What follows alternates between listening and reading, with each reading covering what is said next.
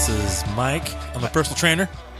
And I'm Caleb, martial arts instructor. And you're listening to Modern Era Fitness Podcast, where we talk about health and safety in today's age.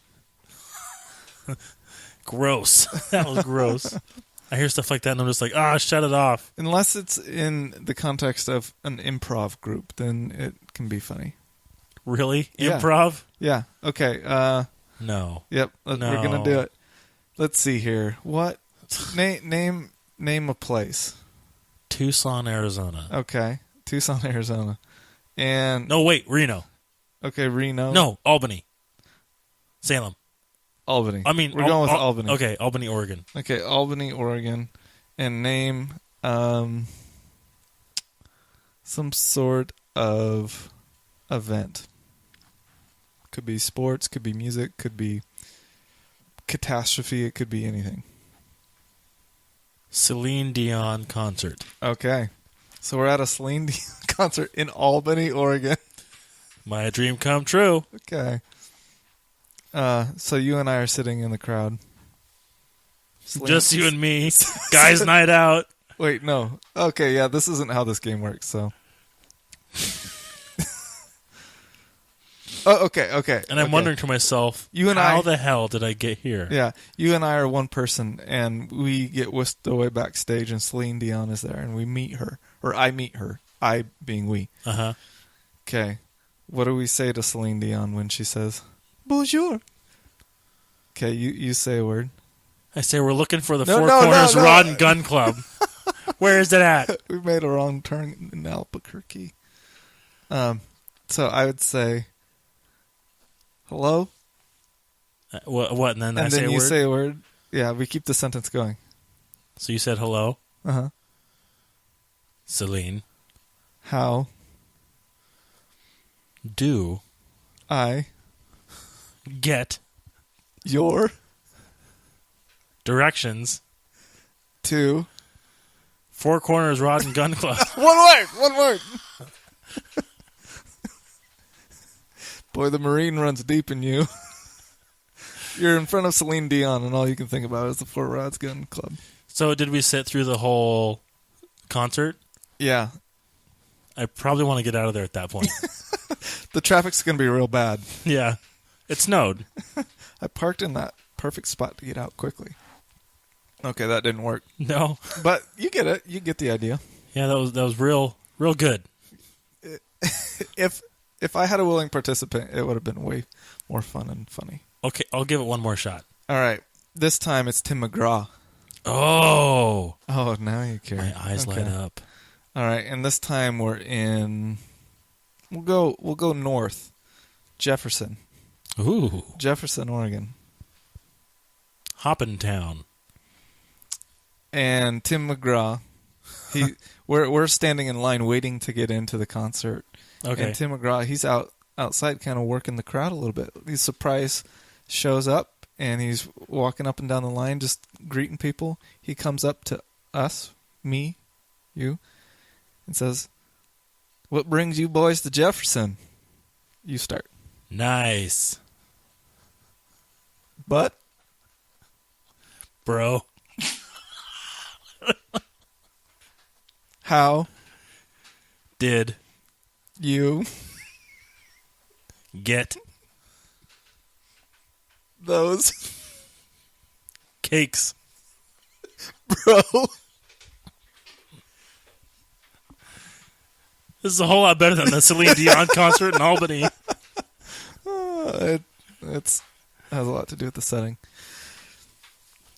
Okay, well, thanks for tuning in to Modern Era Fitness Podcast, where we talk about health, I promise. So now that we lost every single listener for this episode, ever. Except for those diehard Tim McGraw fans and people in Jefferson. Uh-huh. If they made it through the Celine Dion concert in Albany. That's true, yeah. There's a heavy rivalry there. Yeah.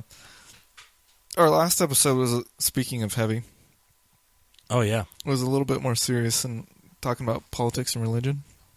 In the business place? Yeah. And whether or not you should talk about it or promote as, whatever. Uh-huh.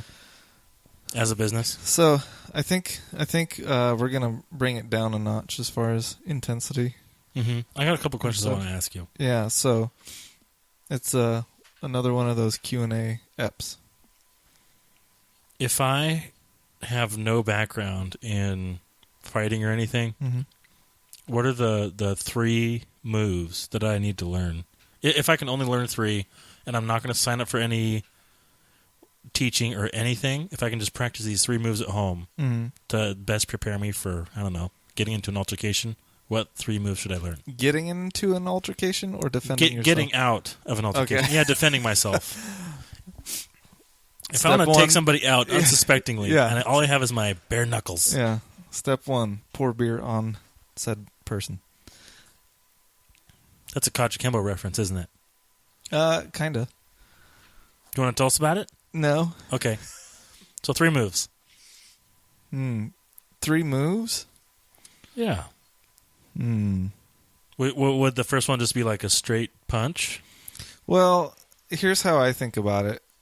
And you'll hear me say this a lot in class, and you'll hear other instructors, and it's not necessarily Kajikembo specific.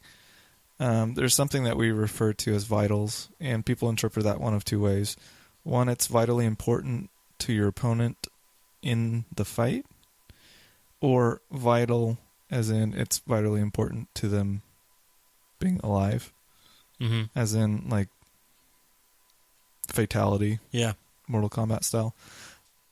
But for purposes of survivability, I would, and the beginner, I would use the former, the one that doesn't kill people. Oh yeah, yeah.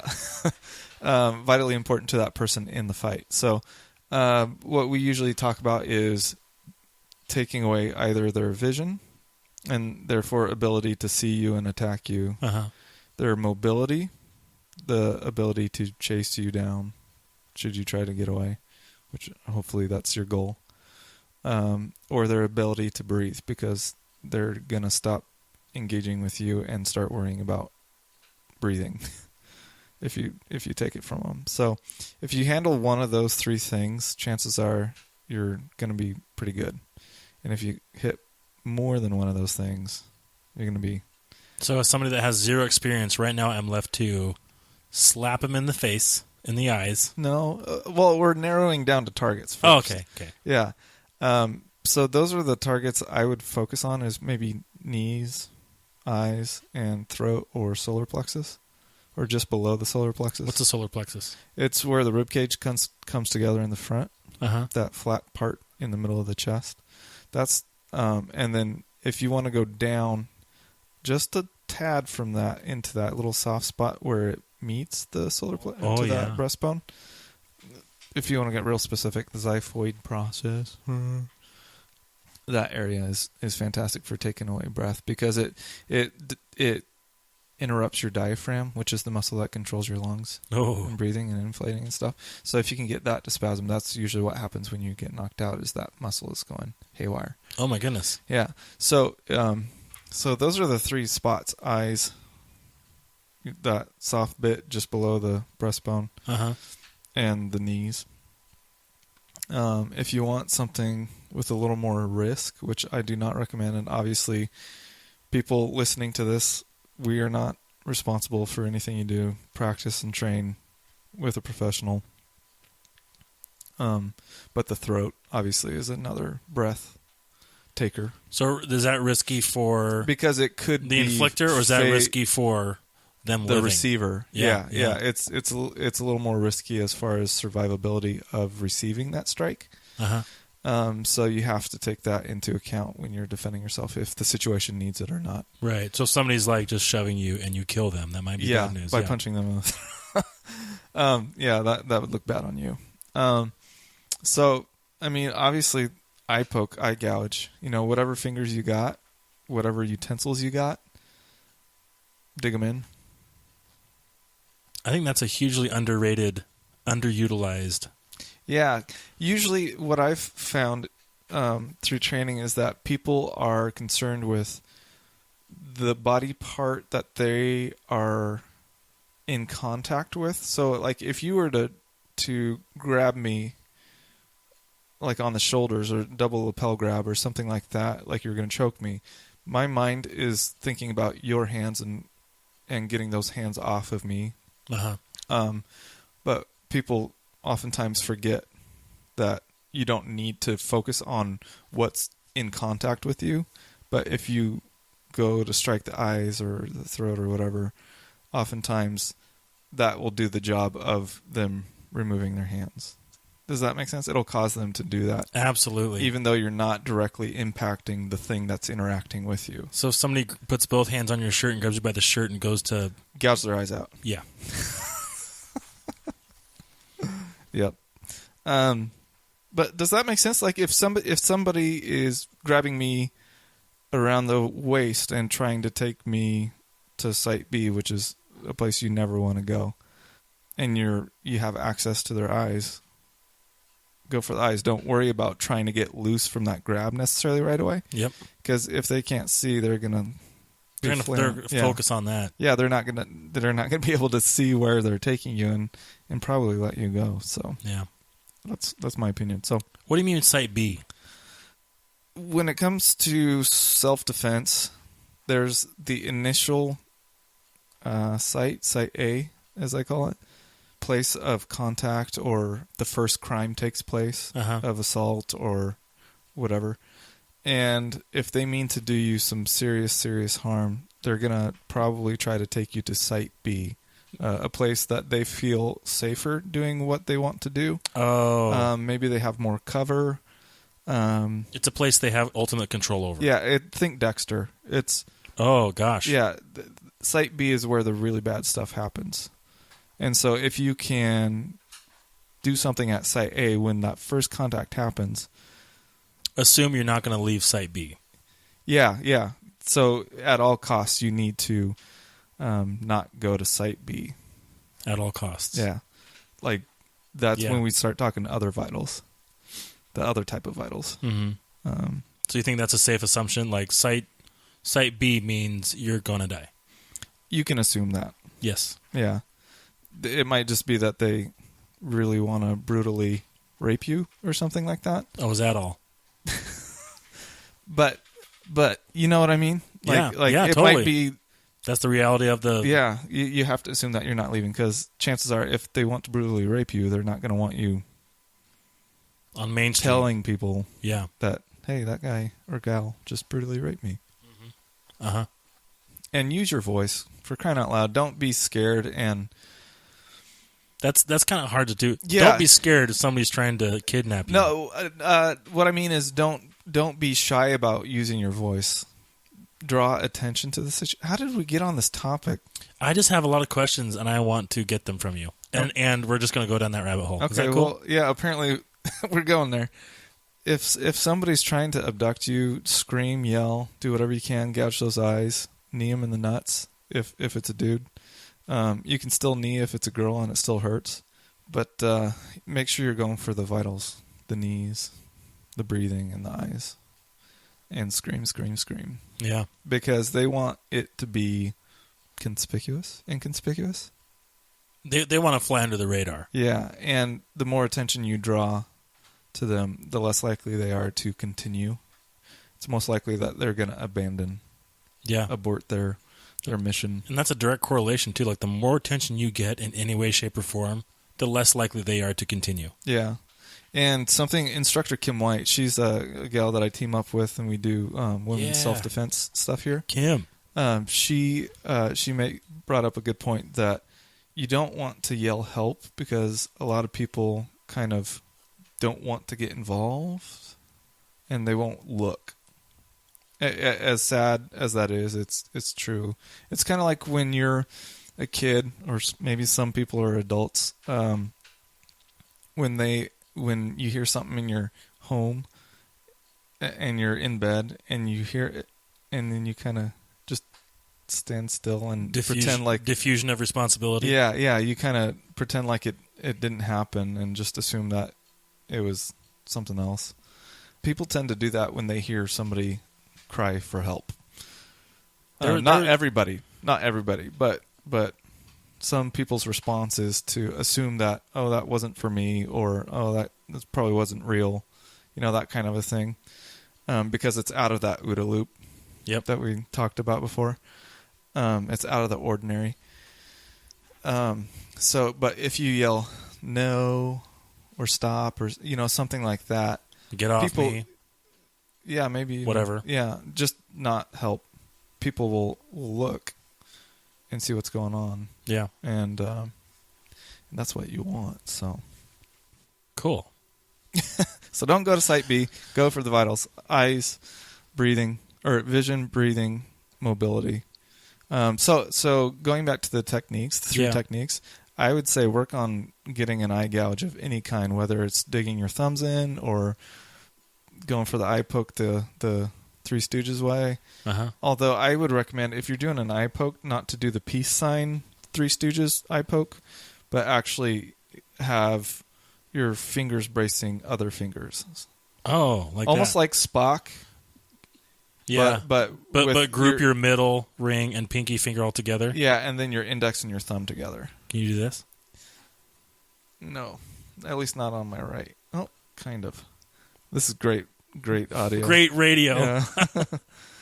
So I would work on eye pokes and gouges and things like that. So does that look like just practicing a jab, only instead of having a fist, a closed fist, you just have your fingers out? And you don't want them locked. You want them just slightly bent. So that way, if for whatever reason you miss and say you hit forehead or you hit wall or something like that, it collapses the way it's your hand wants to collapse. And not you don't break a backwards. finger. So kind of like you're trying to palm a basketball.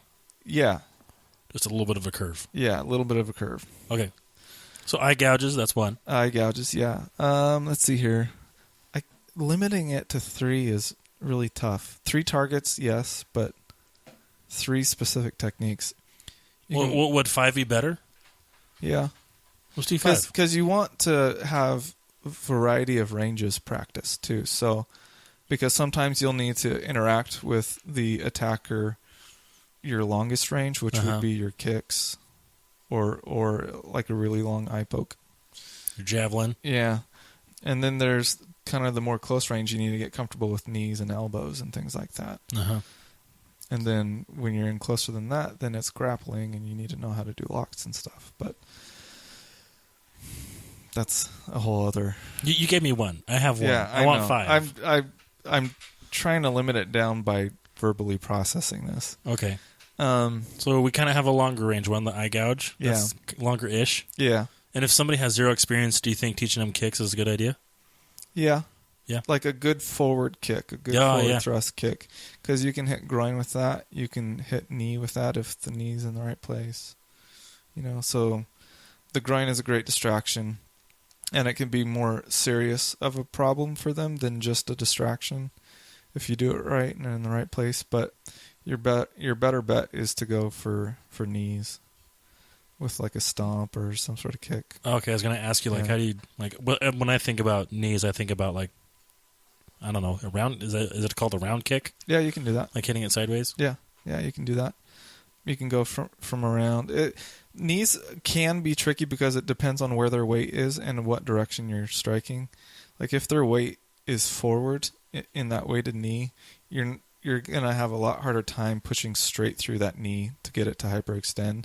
So you need to think about going at it from the sides and getting it to twist and tweak that way. So a thrust kick and a round kick. Can we just call that one because they're both kicks? Yeah, so eye gouge. And either a kick, a kick coming from the side or a straight thrust kick would be good.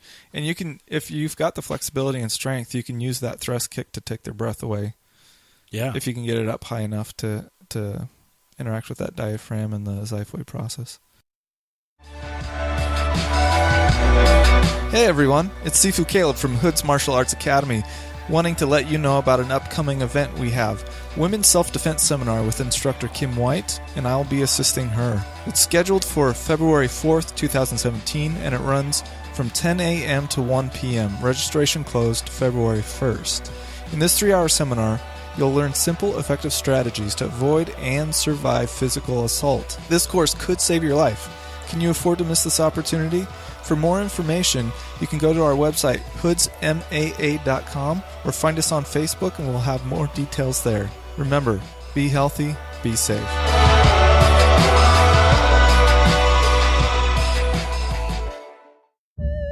Are you a fan of the paranormal, UFOs, conspiracies, or cryptids? Do you like being entertained? Then I recommend the 45th Parallel Podcast. You can find it on iTunes, your Android podcast app of choice, or Stitcher Radio. Just type in the 45th Parallel and start listening. Make sure to subscribe and rate our show so we can climb the charts and get our paranormal message out there. We hope to see you in the 45th Parallel.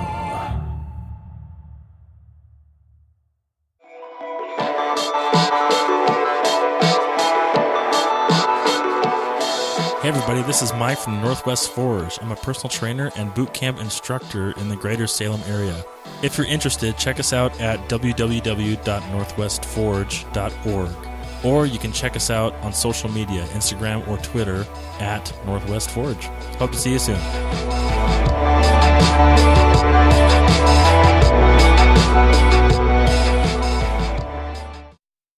So kick, eye gouge, Uh-huh.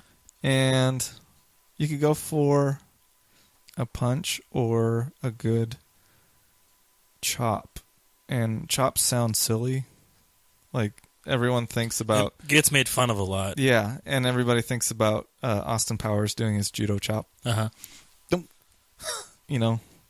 But really, if you can do one of those to the neck, and that takes care of one of the vitals, you know? Yeah. Jeez. Like the side of the neck? If you're going for breath... or is it really anywhere on the neck? There's lots of good spots on the neck, and it kind of depends on what you want to do. Sides of the neck for blood supply. Towards the front if you're going for air supply. You hit it first on Modern Era Fitness Podcast. Our assassin, Caleb Hood, teaches you how to take out anybody. Yeah. Guys, don't try this on people without a professional, a reputable professional. Yeah. Not your uncle. Yeah, and not Rex Kwon Do type professionals. Forget about it. I go home to Starla every night. Bow to your sensei. So we have the eye gouge, the kick, a good punch. And like a chop of some sort. Is that the same with the punch? We have got two more. Oh, we're doing 5? Yeah. Oh. Yeah, I would work on a good jab. Does that go with punch or is it jab? Yeah, that's the punch. Eye gouge, kick, round and thrust, solid punch, and then the chop. If you can think about striking more, not towards the pinky, but closer towards the wrist, the meaty portion in between the pinky knuckle and the wrist. I would say even closer. Yeah, you know the little nubby bump on the wrist. Yeah, nub bump. Nub bump, yeah. Just up a little bit from that, really. Okay. So you really want to kind of crane your wrist a little bit out to expose that. Uh-huh. That way you get your force into a finer point. Ah, gotcha. As opposed to dissipating the energy over a broad impact. Bullet versus a hammer. Exactly. Precisely. Science. Yeah, but that's a good way to get in the neck, you know? Because the neck isn't the biggest of targets, and it's sometimes protected by the chin. Mm-hmm. But you can use that chop as like a wedge to still get in there. Yeah. That's something that they use a lot in jiu-jitsu too from the ground, but they use leverage from like grabbing the gi or your other arm and things like that. So is it called the front choke? Depends on how you do it. It's an X choke. They all seem to be X chokes, which means that kind of a thing. Those are fun. Scissoring your wrists on their neck. Gouge, kick, punch, chop. And then I would work on like knees and elbows, because supposing you've let them get a little too close for comfort, and maybe you lost your opportunity to keep them out of kind of at distance with your longer range stuff like your kicks and your pokes. Then you got to get comfortable with elbows and knees. Can I put those together as one? Yeah. Okay, good. I like it when you let me cheat. Elbows, it's important that you're striking, and this goes for knees too, it's important that you're striking with the right part. of your anatomy because you don't want to necessarily go for the tip of the elbow or the tip of the knee. Don't go for just the tip, if I can say that. Da-da-da-da-da-da. Because those chip and break easily. So you actually, if you're going for a knee, you want to try to get on the inside of the knee and get it in a kind of an arc. It's the best way to build a lot of strength. Uh-huh. So you get a lot of torque and the leg muscle going in at the same time. And you can think about, if you get somebody doubled over, it's really easy to get them in the face or in the solar plexus like I was talking about earlier. Yeah. With that knee. The same go for elbows. You don't want to do the tip. Correct. Yeah, you want to go, if you take your hand and turn it out with your thumb facing down and then place the back of your hand on your opposite pit of the shoulder. Uh-huh. We're both doing this right now. Yeah, it exposes the front part of the elbow, where it goes into the forearm. That's the striking surface you want. You don't want to be coming in right on the edge. So there. just before the tip. Yeah. On your forearm.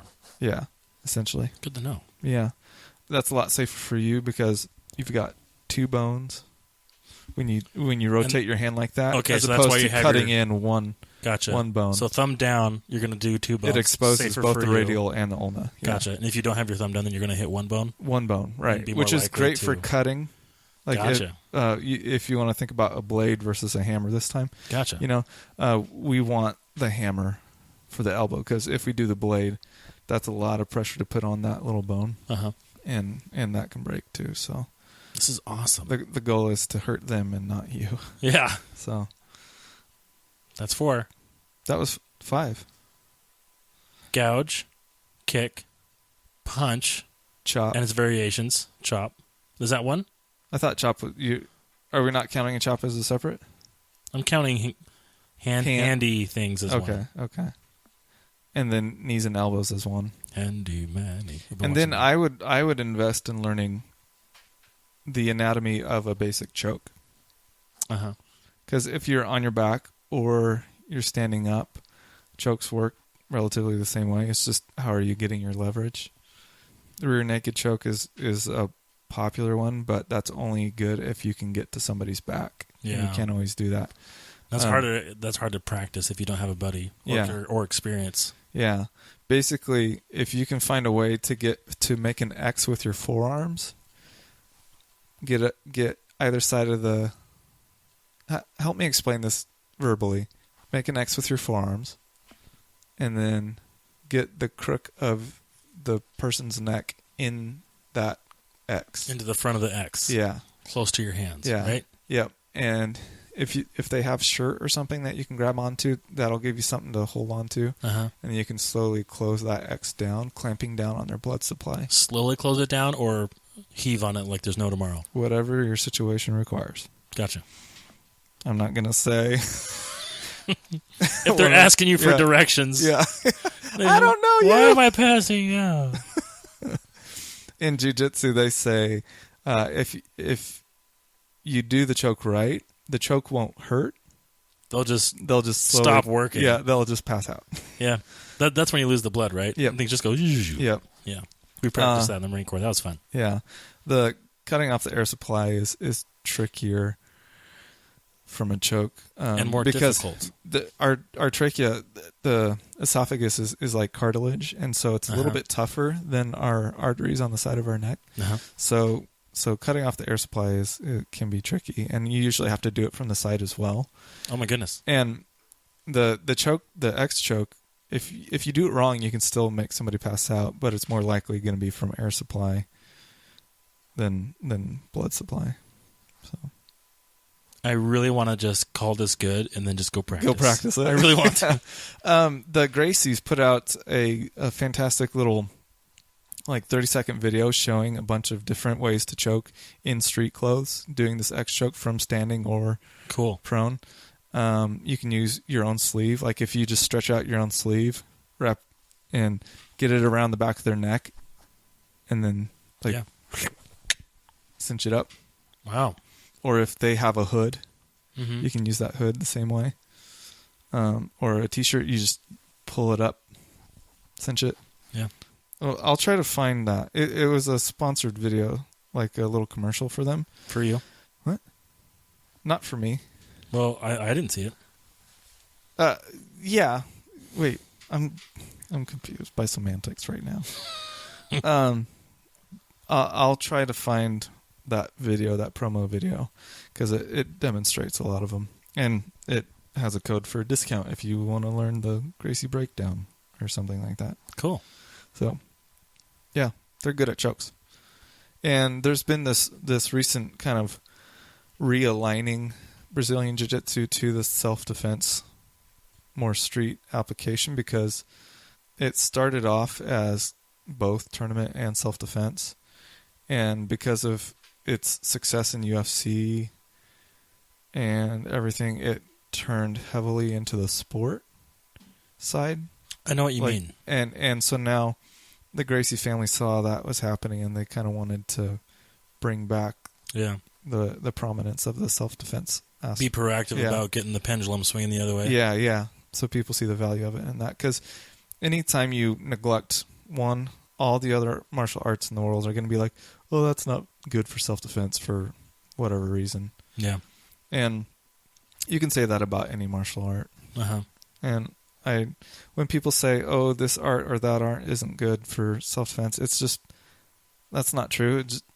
Chances are, if you train at something hard enough, you can make it work. It will work self-defense wise. I'm raising my hand there. Oh, I thought you were going for a high five. Oh, yes.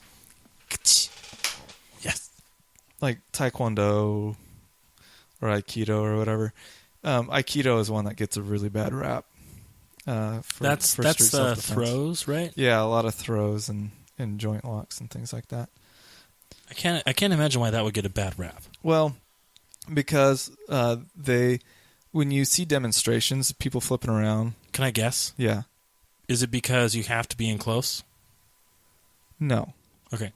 Some of it you do, but it's more because they have non-resisting practitioners. It's other people in Aikido that are doing the demonstration with you. So you get people flipping all over the place. Gotcha. It's because they know how to do it. Yeah. But anytime you get a hold of somebody's hand or wrist or something like that, it comes into play. You might not practice it the same as it looks in a demonstration, but there are ways to apply it to self-defense. I think every martial art has a strength and probably has a weakness. And it doesn't hurt to learn Aikido for self-defense, in my opinion. You're only adding tools, in my opinion, you know? Yeah. And it just takes discipline and practice, and you can make, unless it's one of those magical martial arts that has no-touch knockouts, you can pretty much get any martial art to be an effective self-defense. You just have to be diligent. Do you think wrestling is a martial art? Yeah. I mean, like Greco-Roman and all that in freestyle? Yeah. Oh, yeah. But just like jiu-jitsu, it's very sport-oriented, but totally. It has, like if a wrestler got a hold of me, and like when you and I went for a little bit, is that why you're asking? Well, you wanted to talk about how good you are? Well, that's where I raised my hand for a second, because you're saying, like, if you have tools in your belt, then it's probably going to help you. Yeah. And it has helped me a little bit. Yeah. I think it's absolutely true. Even though it's been conditioned as a sport, you're still submitting people. You're still subduing.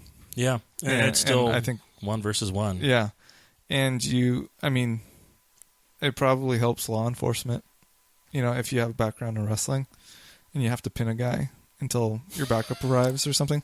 No, I'm being serious. Like, I thought you were going to say it until the referee says, all right, you got him. No. But yeah, until backup arrives. Yeah. Totally. Having control of their limbs and making them uncomfortable so they don't want to keep trying to do stuff. Yeah. Yeah. It's very close to jiu-jitsu. I was working with a guy who is a wrestler, and you could tell that he had a background because we were working takedowns and stuff, single leg takedowns, double leg takedowns, shooting in and all that. And so that was right up his alley, but there were just enough differences that he was still learning something new, but he could easily relate it. And, I said it before, there are only so many ways you can kick, punch, block, take somebody down, choke somebody. And so there's going to be repetition across all arts. And that's why I think, most arts you can get an effective self-defense out of them. Yeah. Right on, man.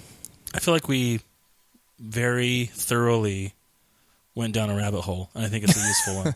But seriously, though, I think we got a lot of stuff. Eye pokes. A round kick and a front kick of some sort. Number 3. Punches and chops.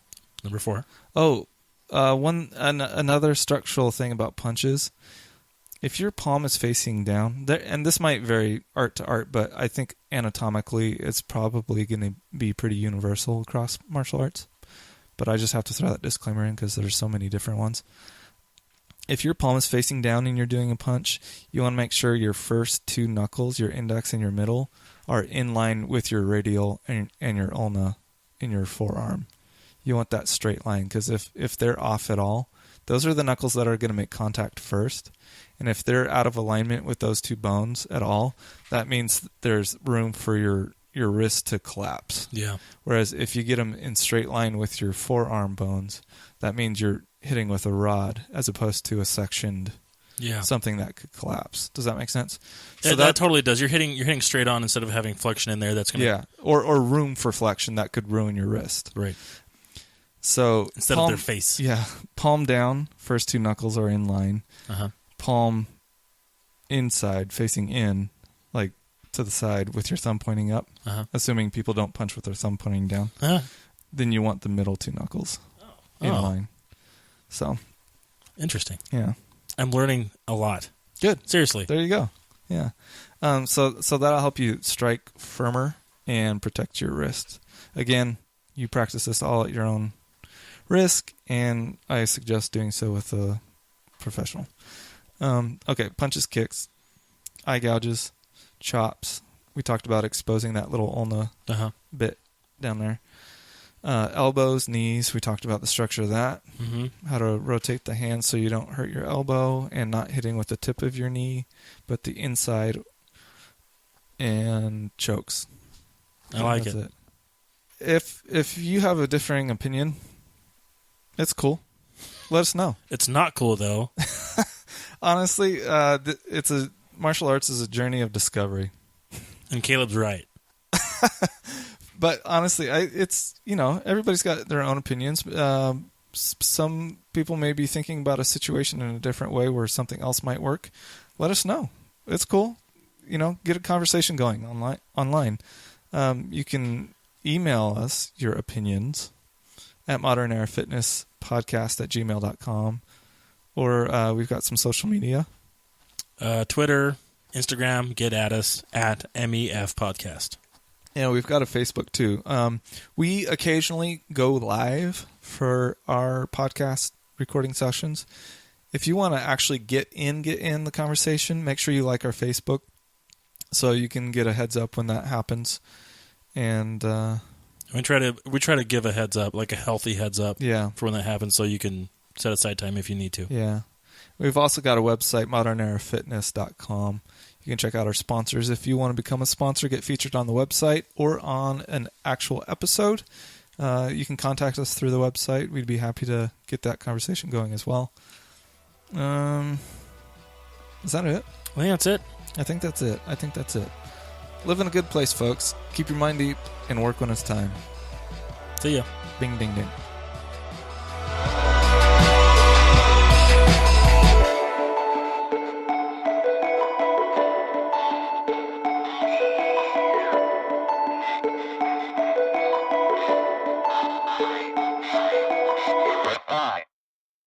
Remember, those who busily set out arrays of armed vehicles are expecting reinforcements.